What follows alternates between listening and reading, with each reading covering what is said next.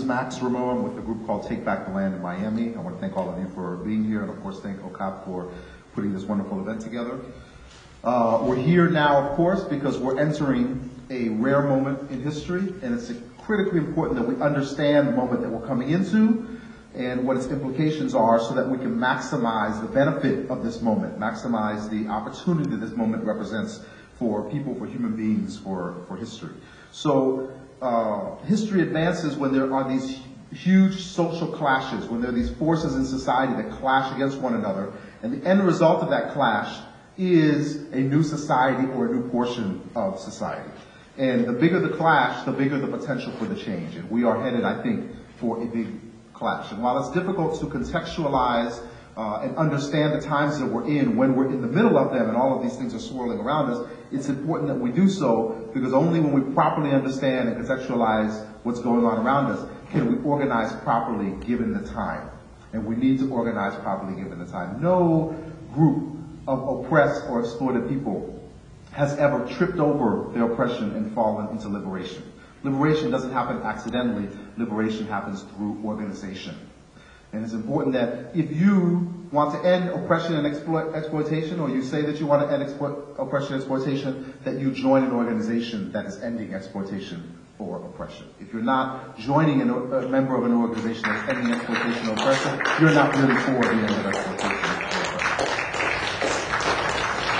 With that said, we're entering into a major time of social clash. There's a huge looming crisis, and that crisis will result in a clash, and the result of that clash will be a new, reconfigured society in one direction or another. Up to this point, there have been three huge social clashes in the United States. The first was the Civil War, which resulted in Reconstruction, which changed society significantly in the United States. The second was the Great Depression, which resulted in the New Deal, which changed fundamentally what labor meant in the United States. And the third, the most recent, was the Civil Rights Movement, which was centered around the way the society deals with and relates to black people. And the result of that was the desegregation, not integration, but desegregation, and the Great Society. Take Back the Land asserts that we are entering into the fourth major clash in U.S. history. And that fourth major clash is predicated upon the economic crisis that we're in right now. There will be a huge clash based on that crisis, and there will be a new society at the end of it. So this is a significant chance for us to alter not only the society on this continent, but really the global society, because this is a global crisis and this is going to happen around the world, and we must take advantage of this time. And this global crisis, we assert, is based on land.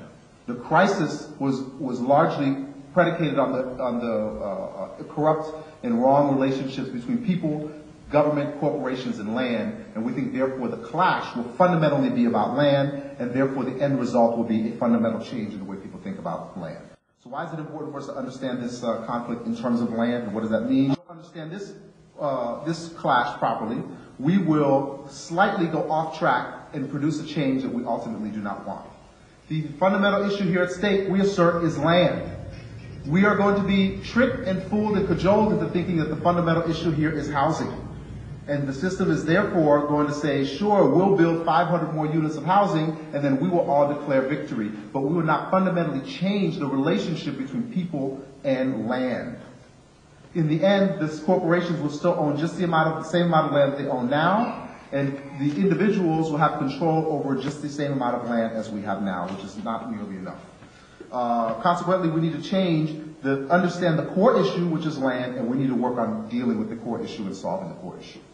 The second reason why this is important is because there's no guaranteed outcome at the end of this clash. At the end of this clash, society will be extremely different, but it can either be extremely different to the left, making a hard turn to the left, or it can be extremely different by making a hard turn to the right. And only properly understanding the times that we're in can ensure that we'll make a turn in the right direction. The nature of this crisis that we talked about is fundamentally about land, but the manifestation of the problem has been in housing. What people are talking about in housing, or the way we see the problems with land, has been in the area of housing. The clash on a real level is happening between two rights, or at least perceived rights. On one side, we have the right of human beings to have housing. And on the other side, we have the right, or perceived right, of corporations to make a profit. If all human beings have a right to housing, then that inhibits the corporation's ability to maximize their profit. And conversely, if corporations are allowed to maximize their profit as they've been doing, then that limits the ability of human beings to have housing.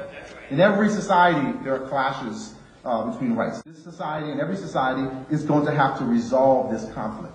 Take Back the Land asserts that the right of human beings to housing supersedes the right of corporations to profit. And when we have to choose between the two, we choose the right of human beings to housing over the right of corporations to make a profit.